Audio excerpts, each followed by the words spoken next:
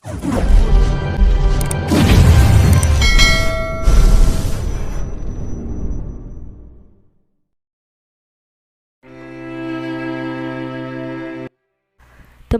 si Pamela at gumising siya na mabagal.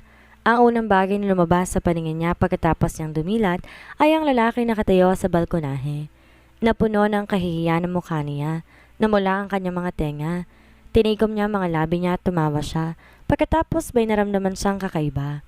Kahit paminsan-minsan silang nagtatalik, kalmado si Denver lagi. Hindi siya nawawalan ng kontrol ng ganito. Bumangon si Pamela. Gusto niyang nakapin si Denver mula sa likod, ngunit di niya inaasahan na halos bumagsak siya nang umapak siya sa sahig. Ayos ka lang ba? Mabilis tinaas si Denver ang kamay niya at sinalo niya si Pamela. Nabigla na ilang sandali si Pamela. Niyakap niya si Pamela at tumingin siya na maamo dito. Tumawa siya at nilagay niya ang likod ni Pamela sa kama. Habang nilalaro niya ang buhok ni Pamela, sinabi niya, "Bakit di ka natutulog ngayong gabi at balak mo akong puntahan mula sa likod?" "Hindi yun." Sinuntok ni Pamela si Denver gamit ang maliliit na kamay niya. Pareho sila naglaro ng ilang sandali at pagkatapos biglang huminto ang tingin ni Denver sa katawan ni Pamela. Puti ang balat niya at mabilis tong maging pula. Ang tingin ni Denver puno ng pagdanasa habang nilagay niya ang buhok ni Pamela sa likod ng tenga nito. Dapat ka magsuot ng bagay na pwedeng tumakip sa leg mo bukas. Matagal bago napagtanto ni Pamela ang pinahihiwatig ni Denver. Namula ang mukha niya dahil nahihiya siya. Nilagay niya ang sarili niya sa mga braso ni Denver at sinuntok niya ulit sa Denver. "Sige na, tama na." Tumawa siya. "Nakakakiliti ang mga suntok mo. Gusto mo bang mawalan ulit ako ng kontrol?" "Denver, ikaw." Lumaki ang mga mata niya. "Ang sama mo." "So? Kapag di ka tumigil sa pagiging masama sa akin, iiwan kita." Nagbibiro lang siya, ngunit sa sandaling lumingon si Pamela para tumingin kay Denver na pagtanto niya na wala ang liwanag sa mata ni Denver. Halos suminto ang puso niya at tinanong niya, "Anong problema, honey?" Mukhang malungkot si Denver at kahit tahimik lang siya, nakita ni Pamela ang dismaya sa mga mata niya. "Nagbibiro lang ako." Tumingin si Pamela sa kanya at sinabi, "Hindi kita iiwanan. Pero paano kung nagsisinungaling ako sa'yo?" Tinanong niya. Malamig ang boses niya. "Iiwan mo ba ako?" Hindi alam ni Pamela kung paanong sasagutin ang tanong. May awkward na katahimikan sa kwarto at tila may hindi makitang pader sa pagitan nila. Sa sandaling ito, ang Denver sa harap niya ay parang hindi totoo at may masamang kutob siya sa loob niya. Kinakabahan siya at kinilabutan siya. Biglang tumawa si Denver, tinimas niya ang noon niya tulad ng dati. "Huwag kang mag-alala, nagbibiro lamang din ako." "Talaga?" "Oo," ang sabi niya. "Gusto ko lang tandaan mong isang bagay. Hindi ako kailanman magsisinungaling sa'yo." Tumango ng blanco si Pamela.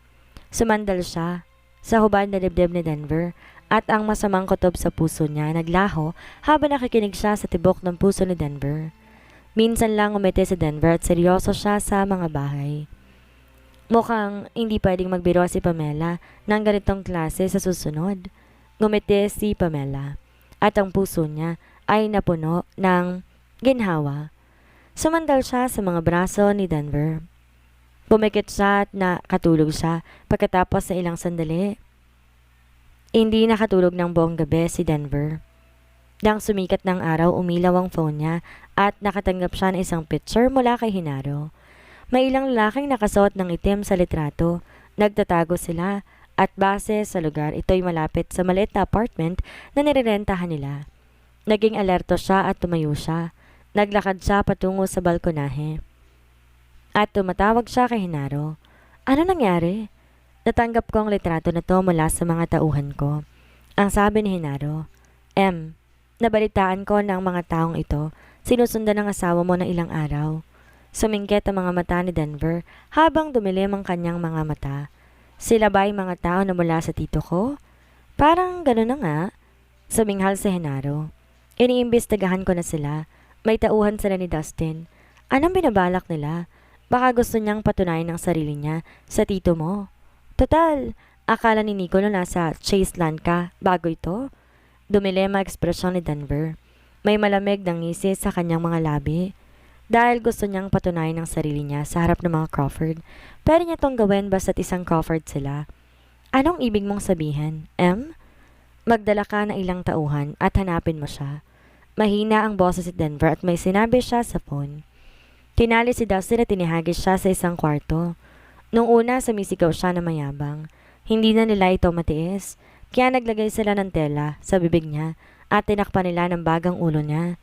Hindi siya makagalaw. Sa isang mahinang tunog, bumagsak siya sa sahig na parang isang karne at nakita niya ang mga bituin ng ilang sandali. Sa sandaling ito, tinanggal nila ang bag sa ulo niya at tinanggal nila ang tape sa bibig niya. Nung sisigaw na siya, nakita niyang nakatingin sa kanya si Genaro. Mr. Bentacourt? Kamusta ka na, Mr. Moore? Naging blanco ng ilang sandali. Kahit anong gawin niya, hindi siya makaisip ng panahon kung kailan niya ginalit si Genaro dati. Tumingin siya sa paligid at napagtanto niya may grupo ng mga bodyguard na nakapalibot sa kama. Lahat sila walang ekspresyon sa mukha at nilunok niya ang kanyang mga tanong. Mr. Moore? Umupo si Genaro sa harap ni Dustin at naglabas siya ng malamang litrato mula sa bulsa niya. Kilala mo ba sila? Tumingin si Dustin sa litrato at napagtanto niya na ang lahat ng litrato ay mga tauhan niya na sumusunod kay Pamela. Hindi ko maintindihan. Nagkaroon ba ng problema si Miss Murphy? Hindi ba't ikaw ang nakakaalam kung may problema ba siya o wala? Ang sagot ni Genaro habang sinampal niya ang mukha ni Dustin gamit ang mga litrato. Nataranta si Dustin at mabilis siyang humingi ng tawad. Mr. Bentacourt, hindi ko talaga alam ang nangyayari. Magkatrabaho lang kami ni Miss Murphy. Isa siyang mahusay na trabahador at nagkaroon kami ng magandang trabaho na magkasama noon. Ang rason kung bakit sinundan ng mga tauhan mo si Pamela ay dahil gusto mong malaman ang tunay na pagkakakilala ng Denver, hindi ba? Kinilabutan si Dustin at hindi siya nagsalita. Kung ganon, tama ka. Siya si Maddox Crawford. Binigkas ni Genaro ang bawat salita. May masamang ngiti sa kanyang mga labi at natakot si Dustin dito. Doon lang napagtanto ni Dustin na siya ang payaso dito. Akala nga niya palihim niyang pinagmamasan si Denver, ngunit hindi niya inaasahan na napansin na siya ni Denver. Naglabas ng isang kutsilyo si Genaro. Hawak niya ito ng malamig sa dilim at tumaas ang balahibo ni Dustin dahil dito. Pagkatapos naglabas siya ng isang revolver at klaro ang tunog ng palagay ng mga bala sa revolver. Sinubukan ni Dustin na lumayo kay Genaro, ngunit ang mga mata niya ay napuno ng takot. Mr. Bentacourt? Tumawa na mahina si Genaro at sinabi niya. Sabi ni M, may tao na gustong alamin ang tunay na pagkakakilanlan niya. Naisip niya na alisin ang taong yon. Total hindi nagkukwento ang mga patay. Pagkatapos magsalita, tinutok niya ang baril sa ulo ni Dustin. Sa sobrang takot ni Dustin, naihi siya sa kanyang pantalon at sumigaw siya sa takot. Nilagay ni Genaro ang kutsilyo sa leg niya. Kaya kapag pinatay kita gamit ang revolver, mabilis lang ang pagkamatay mo. Pero ang pagsak sa'yo nakakaaliw din. O baka suminghal si Genaro bago nagpatuloy. Pwede mong tawagan si Nicolo at tingnan natin kung paano gusto niyang mamatay. Ang ulo ni Dustin puno ng pawis. Lumuhod siya sa sahig at humingi siya ng tawad. Si Genaro laging kumikilos base sa kagustuhan niya. Hindi naman sa hindi niya kayang pumatay ng isang tao o sunugin ang lugar dahil sa kapangyarihan ng mga Bentacourt. Kahit patayin siya ni Genaro, siya ay magiging tao na lang nawawala sa mundo at ang mga Bentacourt tatakpan na nangyari. Para naman kay Nicolo, hindi siya titigil hanggat ligtas siya. May posibilidad na pagtataksilan siya nito at gagamitin siya para tumakas. Total, kailangan ni Nicolo ng isang positibong imahe sa harap ng tatay niya. Kinagat ni Dustin ang mga labi niya at tumamang ulo niya sa sahig. May sugat na lumabas sa noon niya at lumabas ang dugo mula dito. Pakiusap, pakawalan niyo ako, Mr. Bentacourt. Pangako, nagagawin kong lahat para sa inyo at hindi ako magrereklamo. Paano naman na Mr. Crawford mo? Ang tanong ni Genaro habang umupo siya sa gitna habang nakadekwatro. Pangako, maputla ang mukha ni Dustin. Wala akong sasabihin na kahit ano kay Nicolo. Sa tingin mo ba papaniwalaan kita? Inihagis ni Genaro sa labi ang kutsilyo at ang baril. Pero kung mangangako ka ng katapatan sa akin, pwede kong pag-isipan na pagbibigyan ka. Ano po ang utos ninyo, Mr. Bentacourt? Kilala mo si Juliana, hindi ba? Ngumiti si Genaro. Hindi pa naparusahan ni Denver si Juliana sa pagkulong kay Pamela sa basement kasama ng mga daga. Total, tulad ng kasabihan, labanan ng kasamaan gamit ang kasabaan. Gusto niyang utusan si Dustin na alisin si Juliana. Sa ganon, magiging busy sila na hindi nila aabalayan sina Denver at Pamela. Lumunok si Dustin at tinanong niya ng mahina. Gusto niya na alisin ko si Juliana? Mr. Moore, kung gusto mo magtrabaho para sa amin ni M, hindi ka namin tatratuhin ng masama. Pero kailangan mong tandaan ng isang bagay. Kapag nagbigay ka ng kahit isang lubid ng impormasyon kay Nicolo tungkol sa amin, kung kaya kang palayain ni M, kaya ka niya ring patayin. Naiintindihan mo? Makalipas ang maraming araw. Ang balita na dinaya si Juliana kumalat sa buong business circle sa Jongasas. Kahit ang mga tao sa Bowfest narinig ang tungkol dito. San man pumunta si Pamela, maririnig niya ang mga tao na tinatawanan si Juliana. Nung una siya nagsisilbi sa customer, ngunit inagaw to ni Juliana sa kanya. Nung nakarang 2 araw, dumating sina Pamela at Juliana sa top floor ng isang gusali para bisitahin ng isang customer. Hindi pamilyar si Pamela sa customer. Alam niya lang mula sa impormasyon na binigay sa kanya ni Nicolo na si Mr. Food ay mula sa Asperia. Pumunta siya dito para sa business. Gusto ni Nicolo na bumisita, kaya pumunta siya dito. Hindi niya inaasahan na makakasalubong sa Juliana sa pinto. Nandito ka ba para bisitahin din si Mr. Rude? Ang tanong ni Juliana. Ang boses niya puno ng panglalait. Tuwing naalala ni Pamela kung paano siya kinulong ni Juliana sa basement, kinikilabutan siya at ayaw niya itong kausapin. Ikaklaro ko lang to sa'yo. Sa akin pipirma ng kontrata si Mr. Food. Ngumiti na matagumpay sa Juliana. Ang financial status ng mga Murphy ay mas malakas kaysa maliit na kumpanya ninyo. Ang ganitong bagay nakadepende sa kanya. Ang kalmadong sagot ni Pamela. Ang lahat ng mangyayari na bagay bago pa pirmahan ng kliyente ang mga kontrata? Tumingin masama si Juliana sa kanya at pagkatapos lumabas si Mr. Food. Mabilis lumapit si Juliana at sinikod niya sa tiyan si Pamela. Napasigaw sa sakit si Pamela, ngunit bago pa siya makakilos, inawakan ni Juliana ang paa niya. At nawalan siya ng balanse, bumagsak siya sa sahig sa harap ng lahat. Nang lumingon siya, nakita niya si Mr. Food sa kanya na parang isa siyang payaso. Pasensya na, Mr. Food. Lumapit si Juliana. Siya ang kapatid ko. May sakit sa pag-iisip ang nanay niya kaya medyo may tama siya sa utak. Juliana. Oo na, oo na. Kinumpas ni Mr. Rude ang kanyang kamay at tinuro niya si Pamela. Makakaalis ka na. Si Miss Juliana na lang kakausapin ko ngayong araw. Ngumiti si Juliana at bago siya pumasok sa meeting room kasama si Mr. Food, tumingin siya na mapang-insulto kay Pamela. Nakaramdam ng pagkapahiya at palungkutan si Pamela noong mga sandaling iyon. Gayon pa man, kinuha pa rin niya ang gamit niya at naglakad na siya palabas ng gusali. Hindi niya inaasahan na isang manggaganso si Mr. Food. Nalaman lamang niya na hindi totoo ang kumpanya ni Mr. Food pagkatapos pumirma ni Juliana sa kanyang kumpanya. Mukha man tong kahanga-hanga sa labas pero wala itong kaalam-alam. Subalit desperado si Juliana na mabagong tingin sa kanya ng kanyang ama, kaya nagbayad na siya agad pagkatapos ng pirmahan ng kontrata upang masimulan ng kanyang proyekto. Isang malaking pagkakamali ang ginawa niyang ito na maging dahilan to upang mawalan ng halos ilang milyong dolyar ang mga Murphy. Pakiramdam ni Pamela na nanaginip siya nung narinig niyang balita at matagal bago siya nahimasmasan. Kinuwento niya kay Denver ang tungkol dito sa sinabi niya. Yung totoo, gusto ko sana makipagagawan sa kanya para doon ng mga oras na yon. Lalo na masyadong kaakit-akit ng mga kondisyon na sinabi ni Mr. Food. Para tong biyaya mula sa langit. Pero ngayon kapag naiisip ko na tungkol dito, masyado na tong hindi ka panipaniwala. Gaya nga ng sabi nila wala nang libre sa mundong to. Tama yon, ang sabi ni Denver. Siguraduhin mong mas mag-iingat ka sa susunod. Gaya nga ng sinabi mo, wala nang libre sa mundong to ngayon. Kailangan kong pasalamatan sa Juliana para dito, ang sabi niya, habang abot tenga ang kanyang ngiti. Kung hindi dahil sa kanya ako sana ang naging dahilan upang malugi ng ilang milyong dolyar ang kumpanya ko, imposible na maging ikaw yon. Lalo lumaki ang ngiti sa mukha ni Denver. Maliban kay Juliana, hindi man loloko ng ibang tao ang taong yon. Humimig si Pamela habang ginagawa niya ang mga gawaing bahay. Nagpapasalamat talaga siya na hindi niya nabiktima sa pagkakataong to.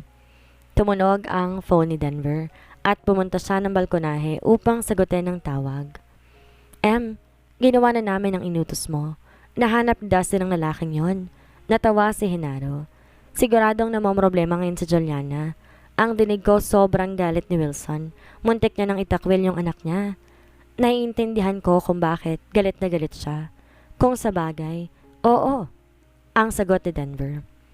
Walang kahit sinong mananatiling kalmado pag nawalan sila ng halos $1,000,000.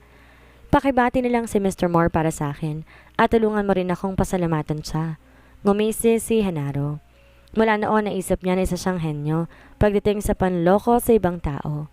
Pero ngayon pakiramdam niya, mas magaling sa kanya si Dustin. Dagdag pa ni Henaro. Oo nga pala, nahanap ko na yung lote sa shop na gusto mo. Alam mo ba kung gaano kahirap makahanap ng lote na tugma sa criteria mo? Halos binaligtad ko yung buong Diangasas at konti lang ang nahanap ko. Pinadala ni Henaro ang mga larawan sa kanya. Tinignan ni Denver ang mga larawan at napakong mga mata niya sa isa sa mga ito. Mga ceiling-to-floor window ang isang hardin na puno ng mga iris. Inadornohan ng kahoy na may mapasyaw na kulay ang loob nito. Mayroong 2 malalaking coffee machine sa likod ng bar at isang malaking oven. Sa isang tingin pa lamang sa larawan, pakiramdam niya'y parabang nalalanghap na niya ang amoy ng kape at mga pastry mula sa kabila ng screen.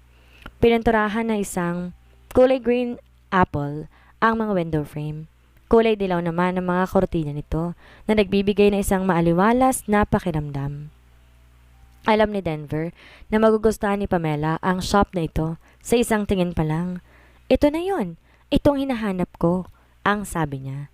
Sige, ngumiti si Henaro. Kung ayos lang sa'yo, sigurado ka ba na gusto mong magbukas ng sarili mong coffee shop?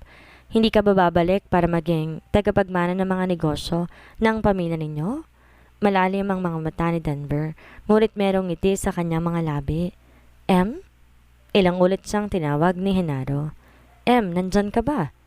Nagising sa katotohanan si Denver at inayos niya ang kanyang lalamunan.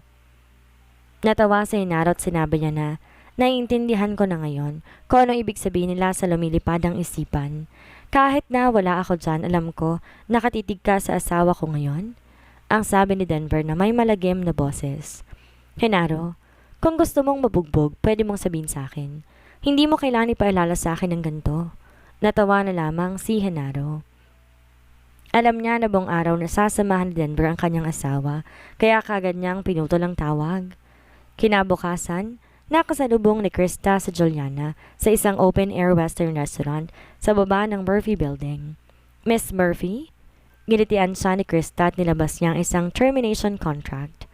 Nakausap na namin ang sekretary mo, kaya pirma mo na lamang ang kailangan namin. Please, pumirma ka na dito.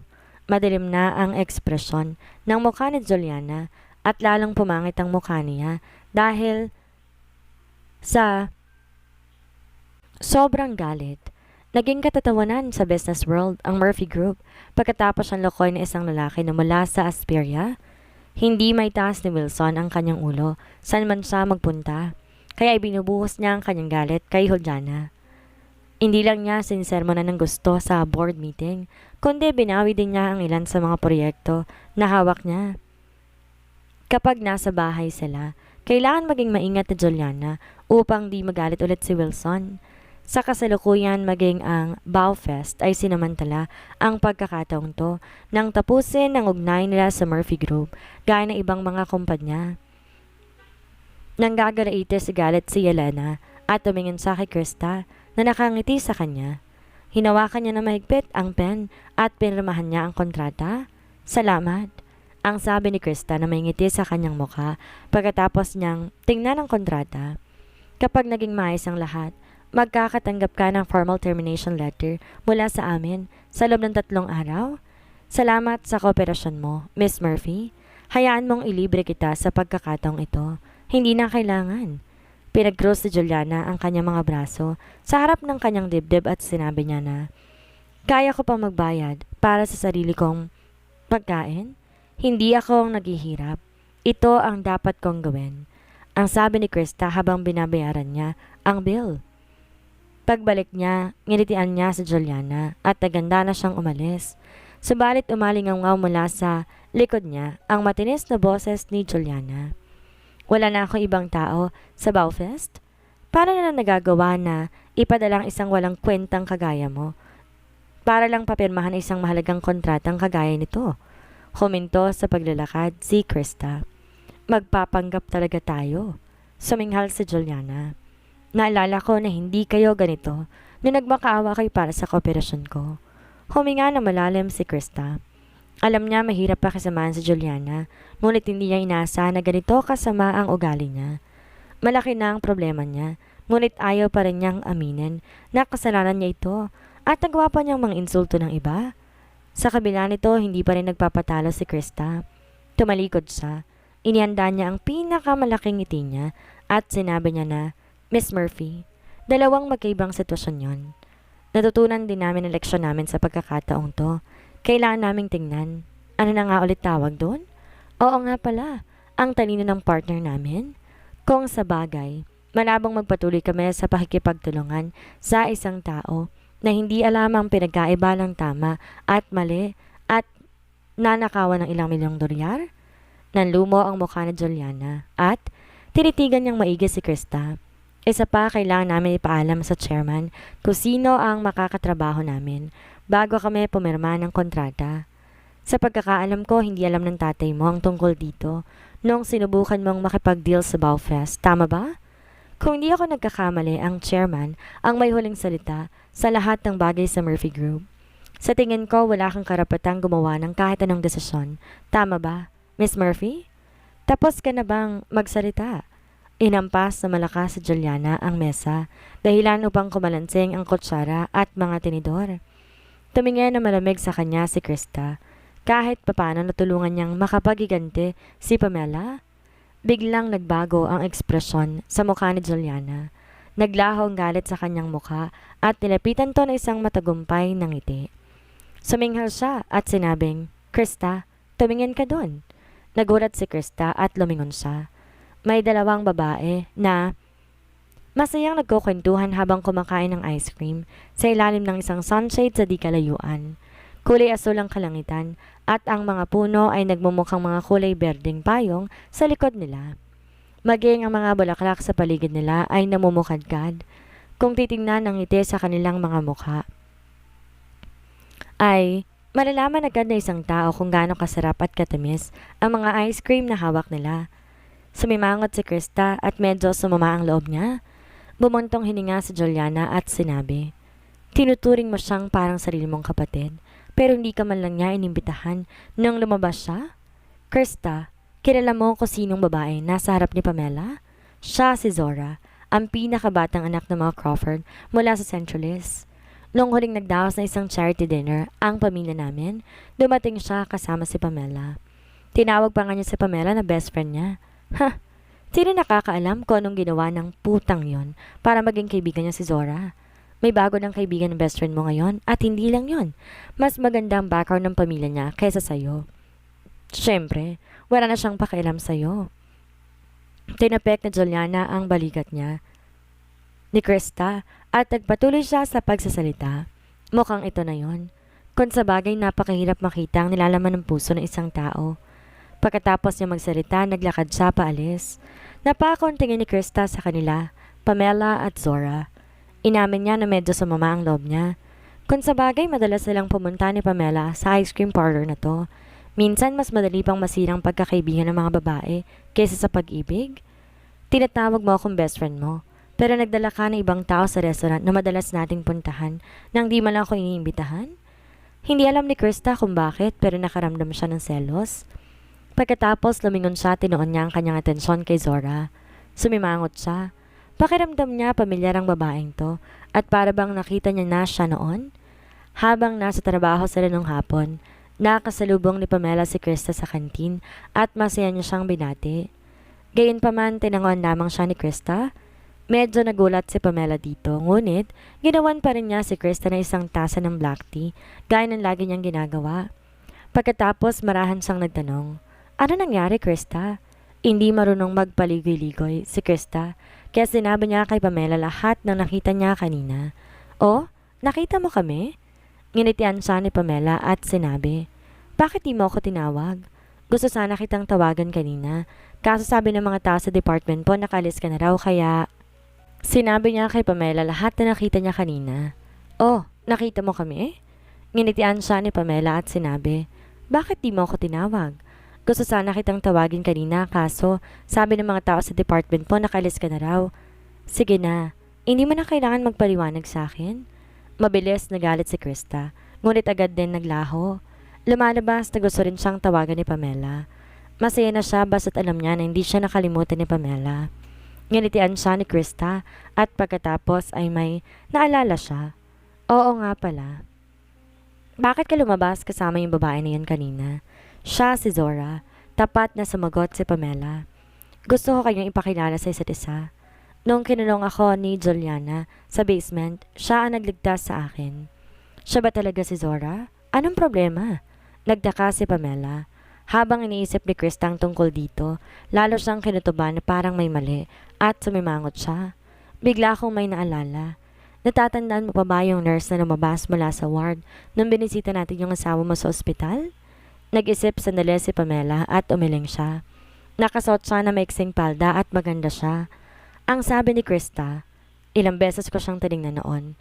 Kahit nakasuot siya na mask, sigurado ako siya yon." "Sinasabi mo ba na si Zora ang nurse na yon?" Napahinto sandali si Krista at hindi siya makapagsalita. "Imposible yon." Tumawa si Pamela. "Si Zora ang anak ng mga Crawford. Malabong mangyari na isa siyang nurse." Umaasa rin si Krista na sana nga ay nagkamali siya. Subalit napakatalas ng memorya niya mula nung nasa high school siya at kailanman hindi niya nakalimutan ng mga taong nakilala niya noon. Kahit na nakasuot ng mask ang isang tao, hindi magbabago ang mga mata nila. Habang iniisip ni Krista ang tungkol dito, lalo siyang nagdududa kay Zora. Ininaan niya ang kanyang boses at sinabi, "Kung ganon, bantayin mo lang siya na maigi. Hindi pa natin alam kung siya ba talaga ang mga anak ng Crawford o hindi." Nanlaki ang mga mata ni Pamela sa gulat. "Ang ibig kong sabihin, dapat manatili kang alerto para di kapag samantalahan na masasamang tao. Pero Krista..." Nagsalita si Pamela pagkaraan na ilang sandali. "Kung hindi siyang anak ng mga Crawford, kung ganon, anong dahilan niya para lumapit sa akin? Tsaka dinaos yung charity dinner na nakaraan para mismo sa kanya at personal na kinumpirma ni Juliana ang pagkatao niya. Kahit na kaya niya na akong lokohin? Sa tingin mo ba magagawa niyang lokohin ng mga Murphy at ang lahat ng tao sa charity dinner? Paano mo nagagawang pagkatiwala ng kapatid mo? Tanga siya." Natawa si Krista. Hindi ito ang unang pagkakataon na nagkamali siya ng pagkakakilala sa isang tao. Hindi ba't siya yung naloko ng shell company na yon? Kinagat ni Pamela ang kanyang labi at nanahimik siya. "Magtiwala ka sa akin, Pamela. Nag-aalala lang ako sa kaligtasan mo." Ang sabi ni Krista. "Hay, marami kang magandang katangian, pero ang isang bagay na hindi maganda sa'yo, masyado kang madaling magtiwala. Kahit na niligtas ka ng Zora na yun noon, hindi ibig sabihin nun kailangan mo nang tumanaw ng utang na loob sa kanya at tratuhin siya bilang kaibigan mo. Halimbawa na lang, si Denver." Uminto siya sandali bago siya nagpatuloy sa pagsasalita. "Kahit asawa mo pa siya, hindi mo siya po pwedeng mahalin ng buong puso mo. Hindi natin kayang basahin ang isip ng ibang tao. Paano kung may mangyaring masama sa pagsasama ninyo? Madudurog ang puso mo. Paano ka mabubuhay kapag may mangyari iyon?" "Anong pinagsasabi mo, Krista?" Tinaas ni Pamela ang kanyang ulo at tumingin siya kay Trista. Sa sobrang talas ng kanyang tingin, namula na ang mukha ni Krista. Alam niya, prangka si Krista, ngunit hindi niya inaasahan, sisiraan nito ang kanyang asawa. Sumimangot si Pamela. "Krista, alam ko, nag-aalala ka sa akin, pero hindi ba't si Zora ang pinag-uusapan natin? Bakit bigla mong dinadamay si Denver dito?" "Hindi mo talaga aalisin yung sama ng loob mo sa kanya, no? Pamela, kasi ikaw ang pinakamahalaga kong kaibigan. Pero bakit kailangan mo lang magsalita ng hindi maganda tungkol sa kasal ko at sa lalaking mahal ko?" Bumilis ang paghinga ni Pamela. Nalungkot at nadismaya siya sa mga sinabi ni Krista. Kahit gaano sila kalapit sa isa't isa, hindi sila dapat lumampas sa hangganan nila. Napaatras si Krista at nalungkot ang kanyang mukha, subalit hindi siya humingi ng tawad kay Pamela. Tumingin sa kanya si Pamela at bumalik siya sa opisina niya. Gusto sana niyang pigilan si Krista, ngunit walang salitang lumalabas sa kanyang bibig. Noong sumunod na linggo, mag-iisang nag-hiking si Krista. Nung nasa kolehiyo pa sila ni Pamela, magkasama silang nag-hiking tuwing linggo. Naakyat na sila ng halos lahat ng mga burol at bundok sa buong Jangasas. Ngunit ngayon, mag-isa na lamang si Krista. Nung nasa kolehiyo pa sila ni Pamela, magkasama silang nag-hiking. Pinagsisisihan ni Krista ang sinabi niya nung araw na yon. Hindi niya nakontrol ang mga emosyon niya at nung huminahon na siya na pagtanto niya, masakit para kay Pamela mga sinabi niya. Subalit di pa rin niya magawang humingi ng tawad kay Pamela. Nasa kolehiyo man siya o nasa trabaho, lagi siyang isang leader. Kailanman di niya binaba ang sarili niya sa ibang tao. Ano man ang mangyari, may bago ng kaibigan si Pamela ngayon. Ayaw na niya sa kanya ngayon. Habang iniisip ni Krista ang tungkol dito, lalong sumasama ang kanyang loob. Binilisan ang kanyang lakad at bumilis siya ng bumilis. Subalit nung naabot niya ang kalagitnaan ng bundok, agad siyang nawalan ng balanse at nahulog siya sa isang halaman. Pagkatapos naramdaman niyang matinding sakit mula sa kanyang paa. Sinubukan ayusin ni Krista ang kanyang bukong-bukong. Ngunit nakaramdam siya agad ng matinding sakit sa kanyang binte nung sinubukan igalaw ang kanyang paa. Tumingala siya at tumingin sa langit. Hapon na. Nagsimula na matakpan ng ulap ang bundok. Dahil sa karanasan niya sa hiking, pumili siya ng daan at di pa nadaanan ng ibang tao noon. Napagtanto niya hindi siya makakalis sa bundok. Agad niyang kinuha ang kanyang phone mula sa kanyang backpack, ngunit walang signal doon. Sinubukan niyang tumayo ngunit halos di siya makatayo. Kahit sinubukan niyang kumapit sa puno sa tabi niya. Nataranta si Krista. Walang ibang tao sa bundok na to at habang dumidilim ang langit, naririnig niya ang mga tunog ng hayop. Kinabahan siya at hindi niya napigilan ang pagtulo ng luha mula sa kanyang mga mata. Paulit-ulit niyang pinatay at binuksan ang kanyang phone para makahanap ng signal. Ngunit paubos na ang baterya na nag-iisang phone na maaaring makapagligtas sa kanya. Sinubukan niyang gumapang sa lupa at ginawang lahat na makakaya niya para di makagawa ng tunog na maaaring makakuha ng atensyon ng mga hayop sa paligid. Subalit hindi niya matukoy kung saan direksyon siya pupunta, kung paano siya makakalis sa bundok na to na mag-isa. Noon nawala ng pag-asa si Krista. Nakarinig siya ng mga yabag hanggang sa humintuto sa harapan niya. Nagulat siya at pagkatapos biglang may kamay na sumulpot mula sa kung saan. Mahaba at manipis sa mga daliri nito. Nakakapa niya ang mga buto nito at makinis ang balat nito. Isa tong magandang kamay. Napahinto si Krista at pagkatapos, napatingin siya sa isang pares ng mga maamong mata. Ikaw? Nagulat siya. Dr. Harper?